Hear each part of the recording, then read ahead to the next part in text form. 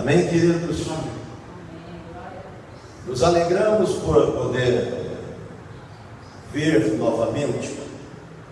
Todas as vezes que temos o privilégio de nos deslocar de onde nos achamos, trabalho, o lar ou qualquer outra experiente ou atividade que estejamos fazendo, realizando, e deixarmos tudo para cá estarmos, não tenha dúvida de que isto é o que realmente agrada a Deus. Se nós despertarmos no coração de Deus aquilo que queremos que Ele nos dê, alegria, então nós teremos todas as dádivas de um Deus supremo, de um Deus lindo e de um Deus, como dissemos, maravilhoso. Vamos abrir nossas Bíblias no Evangelho segundo escreveu Lucas. Lucas capítulo de número 9, no verso 57. Lucas 9, 57 diz acerca dos que seguem a Jesus. E aconteceu, escreveu Lucas, que indo eles pelo caminho, lhes disse um Senhor: seguir-te-ei para onde quer que fores. Disse-lhe Jesus: as raposas têm trovis e as aves dos céus ninho, mas o Filho do Homem não tem onde reclinar a cabeça. E disse-lhe outro: segue-me. Mas ele respondeu: Senhor, deixe-me primeiro que vá enterrar meu pai. Mas Jesus lhe observou e disse: deixa os mortos a enterrar seus mortos, porém tu vai e anuncia o reino de Deus. Disse também outro: Senhor, eu te seguirei, mas deixa-me despedir primeiro dos da minha casa.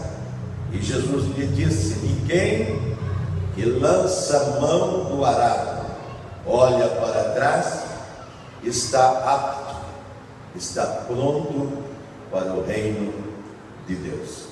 Oremos. Bendito Deus, lemos a tua palavra abençoadíssima.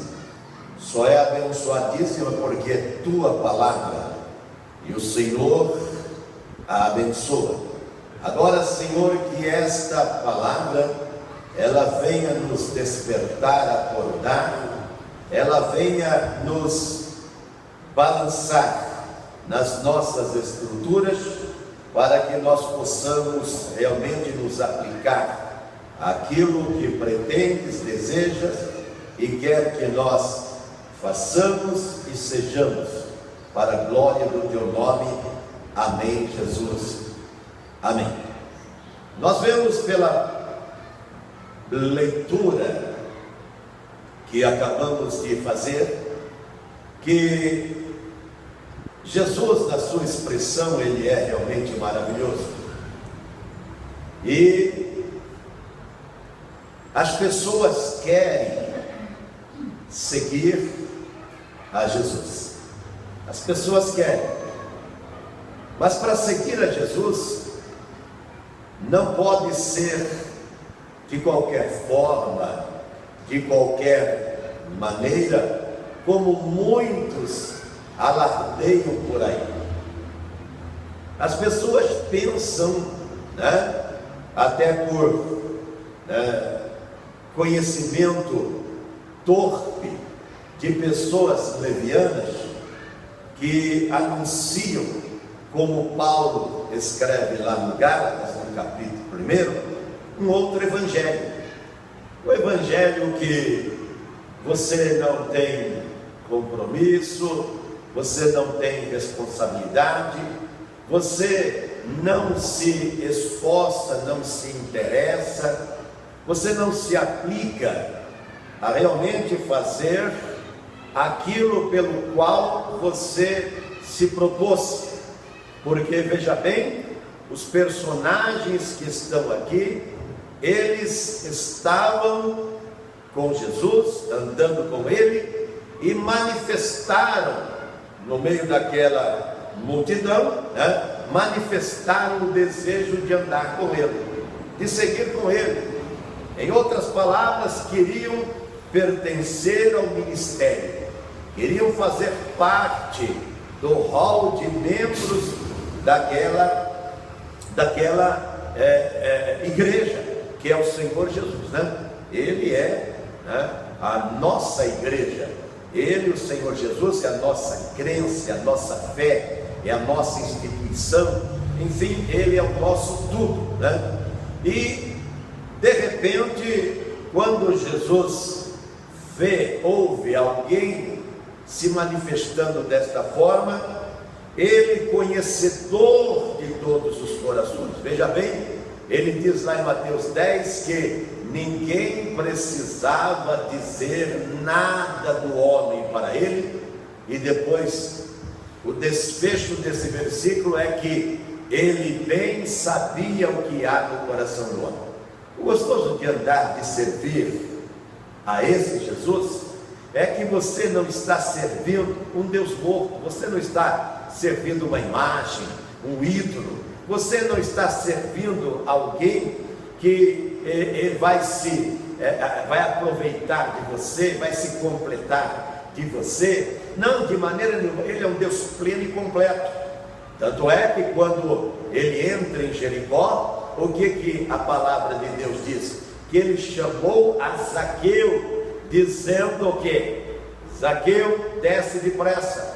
Nunca Zaqueu tinha tido sequer um contato com ele, mas ele sabia. Quando o Filipe foi chamar Natanael, lá em Lucas capítulo 3, a Bíblia diz que quando ele se aproximou de Jesus, Jesus já se expressou dizendo conhecê-lo. E quando ele ficou admirado, dizendo: de onde me conheces? Aí ele diz assim: quando Filipe estava falando com você, debaixo daquela figueira, eu já o estava vendo. Quando ele fala com Pedro, ele fala: Pedro, filho de Jonas. E então ele conhece nossa identidade, sabe da nossa história, conhece a nossa árvore genealógica. Por quê? Porque foi Ele quem nos criou. Veja bem, a tua Bíblia, a nossa Bíblia, o que ela diz? Que quando nós estamos sendo formados, o Salmo 139 diz que quando nós estamos sendo formados, Ele está contemplando cada órgão, cada membro do nosso corpo que vai sendo criado, porque Ele é o Criador. E evidentemente, quem conhece aquilo que cria é aquele que realmente o está fazendo, é aquele que o inventou, é aquele que o idealizou e criou. E agora Jesus, conhecendo então aquelas vidas, ele expressa-se da seguinte maneira: as raposas têm covis e as aves dos céus têm ninho. Quem é que criou as raposas e as aves? Foi Ele. E quando as criou, Ele já houvera providenciado os ninhos e também os covis, as guaridas, os lugares para que eles pudessem estarem abrigados das intempéries, dos relentos, abrigado das chuvas violentas, enfim. Esse Deus Criador, em primeiro lugar, é um Deus provedor. Veja bem, quando Ele o fez, quando Ele nos criou, a minha Bíblia diz o quê? Que Ele já havia realizado tudo, já havia construído, feito, inventado tudo, e com uma perfeição que deixa, os cientistas, os astrônomos, os astronautas, os geólogos, os engenheiros, enfim, os estudiosos e toda sorte de homem que contempla a natureza, que contempla o espaço sideral, que contempla as cordilheiras, as montanhas elevadas, as planícies, né? Os planaltos, as águas dos oceanos e mares, enfim, quem sequer olha para uma borboleta, né? E ela, ou um passarinho, ou uma flor, ele vai ficar admirado, mesmo que seja um bruto insensível, mesmo que seja uma pessoa que ela não tenha muita inclinação para as belezas naturais, ele ou ela terá que confessar que realmente quem criou e quem criou foi Deus. Ele o fez de uma forma magnífica, de uma maneira espetacular.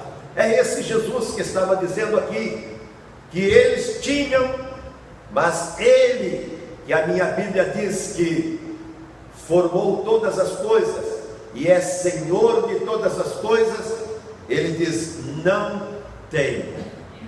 Jesus, ele se propôs ainda na sua glória, né, a vir restaurar, a vir buscar o ser arruinado, caído, o homem, a vir recompô-lo novamente, para que ele não continuasse no seu estado de perdido primário, né?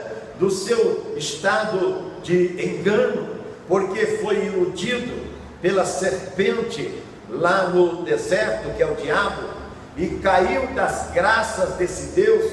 Então ali mesmo ele se propôs a deixar o seu trono, o seu lugar de glória, e vir, e em vindo para cá, não escolheu as metrópoles, não escolheu os melhores lugares, não escolheu as mulheres mais lindas, né? As mais cultas, não. A Bíblia diz que ele escolheu uma cabocla lá de Nazaré, e depois, para nascer, foi uma cidade nada célebre, que é a cidade de Belém, e em chegando lá, não tinha sequer guarida. Quando ele diz aqui que não tem onde reclinar a cabeça, não é que ele não tinha naquela hora, ele nunca teve, querido. Ele já nasce numa estrebaria, num lugar fétido, num lugar onde só podia estar os animais. Fico às vezes imaginando o José, que também ouviu o anjo falar da vinda do Salvador e Messias, talvez na sua mente, no seu coração, dizendo: como pode ser esse Deus que apareceu para mim na forma daquele anjo, dizendo que o que estava no ventre da minha esposa, da minha mulher, é o Messias, é o Salvador, e agora nem sequer aposentos foi preparado para ele. Parecia que Deus não estava nem aí. Não, é porque Deus nesta terra, presta atenção, como fala o Paulo, ele aprendeu a se contentar com o que tinha. E ele tinha as coisas, como o Paulo também afirma, pequenas e humildes. Por quê? Porque o coração dele era de Deus, a vida, a alma, tudo dele era de Deus. E quando você é de Deus, as coisas ao seu redor perdem a importância. Sabe por que o mundo valoriza e faz tantas guerras? Sabe por que nós brigamos por N coisas, né? Que adquirimos as duras penas, né? Com suor, trabalho, com muitas lutas, e de repente nós vemos indo embora, até pelos políticos, né, que cobram impostos exorbitantes, e nós ficamos revoltados ao invés de orarmos, como diz a palavra de Deus, né? Paulo, escrevendo lá em Timóteo 4, diz para nós fazermos, Timóteo 2, para nós fazermos oração incessante pelos que estão em evidência, pelas autoridades, pelos reis, pelos governantes.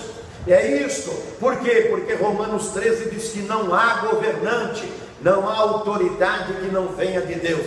Se eles não são melhores, é porque precisamos, presta atenção você que vai me ouvir, precisamos ser disciplinados para perdermos, esse apetite tão voraz que temos pelas coisas desta terra, e muitas das vezes nós não nos importamos como está a igreja, como está o evangelho, como está a pregação, como estão os missionários, como está juntas de missões, como estão aqueles que estão nos campos, às vezes padecendo enormes necessidades, e nós estamos muito bem no nosso conforto. Deus muitas das vezes quer tirar você, quer tirar eu, quer nos tirar da zona de conforto que nós nos achamos. Jesus não sentia falta de absolutamente nada. Jesus esteve em muitos lugares, Ele esteve na casa lá do Simão, milionário, rico,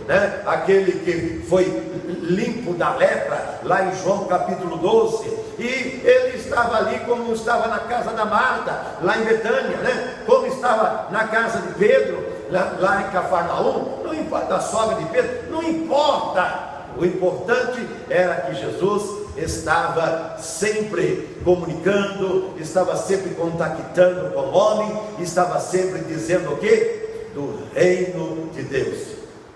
Esta era a empolgação. Queridos, eu quero dizer para você, quando você está empolgado, o mundo vai dizer que você é um fanático, mas quando você realmente está empolgado pelo evangelho do reino, como Jesus sempre esteve, então você não se importa com os covis, não, das raposas, você não se importa com os ninhos das aves. Por quê? Porque você tem a segurança, as garantias, você tem o conforto daquele que sabe realmente acalentar como ninguém. Não há lugar nenhum nesta terra que possa se comparar, presta atenção você, a este lugar que é a igreja. Por mais humilde que seja uma igreja, uma sinagoga, uma congregação, uma assembleia, por mais humilde que ela seja, presta atenção, ela é melhor do que qualquer mansão daqueles hollywoodianos, daqueles que têm mansões de 70, 80, cento e poucos milhões de dólares, que talvez muitos nem sequer conseguiram ter uma ou algumas centenas delas na mão. É assim que é. Jesus tinha só prazer na lei do Senhor. E estes homens então, que estavam tão assim desejosos, entre aspas, de seguir a Jesus, quando ouviram aquilo, desanimaram. Você não tem desanimado? Você não conhece pessoas? Olha, assim, as centenas e milhares que já deixaram a fé que abraçou, que já abandonaram. Nós aqui temos dezenas, se não centenas delas, já dispersaram, já foram para outra, encontramos elas por aí, estão nos descaminhos da vida, e perguntamos quando estão, elas dizem, estou bem, mas vez e outra eu vejo elas, nos seus blogs, nas suas internets, falando dos desalentos, das mazelas, das misérias, estão nos seus prantos, e vez ou outra estão até escondidos nos covis, nos buracos da vida. Ah, mas quem está andando com Jesus? Presta atenção. Quem está andando com Jesus, não importa o seu estado aparente, lá dentro dele, lembra-se do Pedro, no capítulo 3 do Atos dos Apóstolos? O paralítico pediu para ele uma moeda. Ele, será que ele mentiu? Não, ele disse, eu não tenho. A minha Bíblia fala que ele era coluna da igreja, coluna, vamos dizer, pastor, presbítero, mais ainda, mais apóstolo, e poderíamos ir, porque os homens não têm limites para isso, presta atenção, não tem. Ele era coluna da igreja. Leia lá o capítulo 15 do Coríntios para você ler. Coluna da igreja, ou melhor, 15 do Atos dos Apóstolos.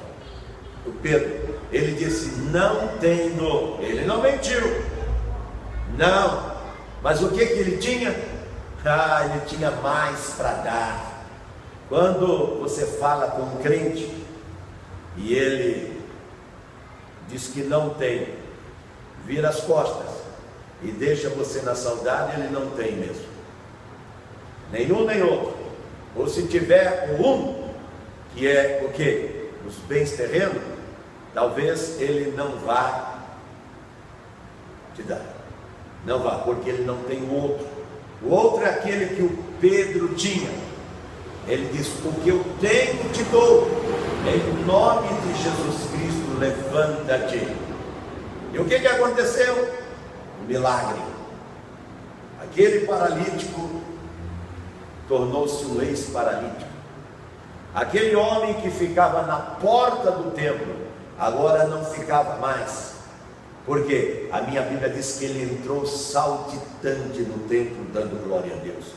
Aquele homem que ficava nos seus lamentos, precisando da misericórdia humana, que você sabe não existe. Não existe. Diz que existe por aí, algumas coisas filantrópicas, mas não acredito. Não acredito, porque a minha Bíblia, Jesus mesmo disse que quando o servo vem cansado, o seu Senhor não fala para ele aquecer, sentar, tomar banho e jantar. Não, fala primeiro para fazer o prato dele, depois faz para ele. É assim, eu e você, nós somos assim. Todos que estão aqui são assim. Não muda não. Agora, Pedro era diferente, gente. E nós podemos ser, se pudermos nos aplicar ao que Jesus disse aqui. Largar tudo. Largar o quê? Largar o pai e a mãe, que estão mortos. A Bíblia diz que não, vou enterrá-lo. Jesus, deixa outro enterrar. Deixa outro. Vou me despedir deles. Não, eles não vão deixar você seguir a Jesus. Se você não se apaixonar por Jesus a ponto de esquecer tudo, deixar tudo para segui-lo. Lembra-se do Pedro lá em Lucas 5? Jesus falou para ele: você quer ser pescador de homem? A minha Bíblia diz que ele, chegando na praia, na areia, ele deixou o barco e as redes e seguiu a Jesus. Tropeçou como eu e você, caiu, negou, mas chorou amargamente, e o coração dele foi transformado e ele se tornou coluna da igreja. Viu? Veja bem que ele diz que se você é daqueles que lançou mão no arado e olha para trás, não está apto para o trabalho, não está apto. Quer dizer, você não está pronto. Mas não desanime não. Não, você pode ficar pronto. Sabe por quê? Porque Jesus não terminou ainda o trabalho na minha, na sua, na nossa vida.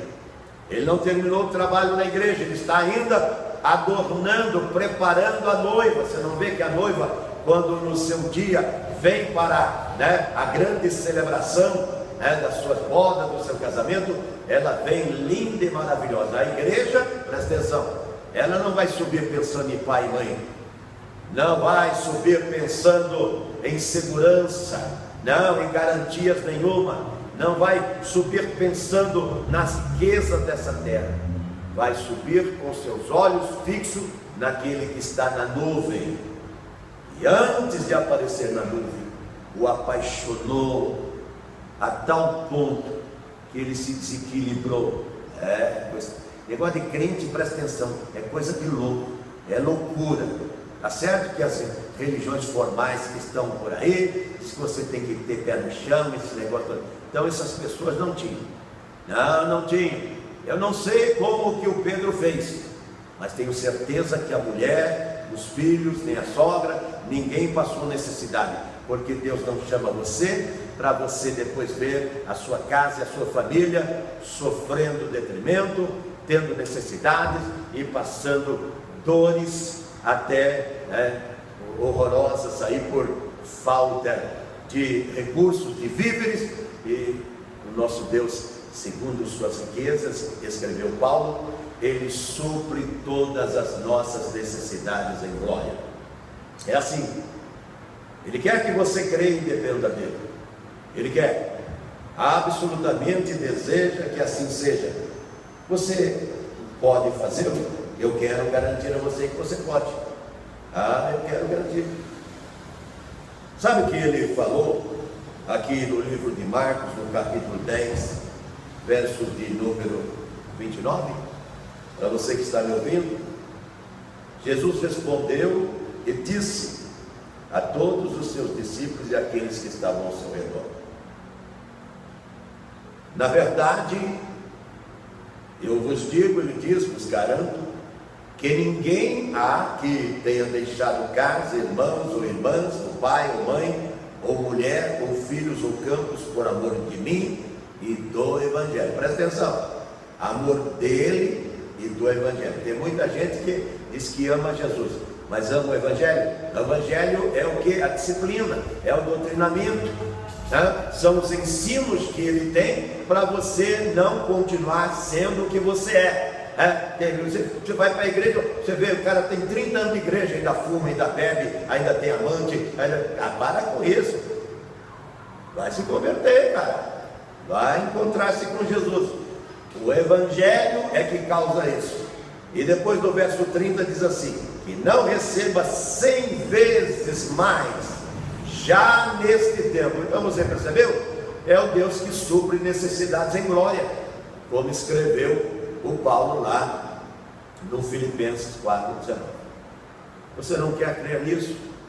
Você não quer acreditar nessa verdade? Você não quer entregar-se a essa verdade? Você não quer sair dos rituais, dos cerimoniais, dos ensinos, das doutrinas humanas que Jesus diz, né, que os homens o fazem? Os homens são terríveis criadores dessas coisas que eu chamo horrorosas. Eles são especialistas nestas coisas, viu? Por quê? Porque eles transgridem coisas importantes. Veja bem, Jesus aqui no capítulo 15 de Mateus, só para você ter uma ideia, ele diz assim: vocês dizeis, qualquer que disser ao pai ou à mãe, é oferta ao Senhor, o que poderias aproveitar de mim? Esse não precisa honrar nem o pai, nem a mãe, né? E assim, o verso 6 diz: invalidaste pela vossa tradição o mandamento de Deus. Aí, as pessoas gananciosas, né? Ela diz: não, se você contribuir, fazer parte da campanha, se você entrar, né, para o livro disso, daquilo, se você fazer parte para manter isto, aquilo, então você não precisa responsabilidade, compromisso com a mulher, com a família, com os filhos, com o pai, com a mãe. E ele disse: não, o deixar aqui é diferente de ser irresponsável, ou de ser levado pelos lobos, pelos mentirosos, criadores das seitas e das religiões que estão por aí. Olha, queridos, o meu Deus, segundo suas riquezas, Ele suprirá as suas necessidades em glória, viu? Precisamos nesta noite ter um encontro com Ele. Precisamos, quando ouvimos a sua palavra, porque Ele diz para você não ser, lá em Tiago, Ele diz para você não ser um ouvinte esquecido, um ouvinte que deixa a palavra ir, e você então não deixa mais ela ecoar na sua vida. Tiago, no capítulo 1, verso 22, ele diz para você não ser um ouvinte esquecido, mas aquele que ouve e acumula, guarda no seu coração, para poder viver aquelas verdades no seu dia a dia, seguindo a Jesus, testemunhando do amor dele, falando do seu reino aqui na terra, porque presta atenção, ele precisa de você. Fiquemos em pé. Querido Deus e eterno Pai, no poderoso e eterno nome de Jesus, eu te adoro, e te adoro, Senhor, pelo privilégio que o Senhor nos dá, de nós podermos estar nesta noite na tua casa e ouvir a tua palavra. Peço a Deus amado, encarecidamente, que desperte em nós, sim, o teu querer, o teu desejo, que toda a resistência que temos dado ao teu querer e vontade possa diluir, possa ser banido, possa cair por terra, para que o teu nome seja engrandecido em nossas vidas, em nome de Jesus. Amém e amém, Jesus.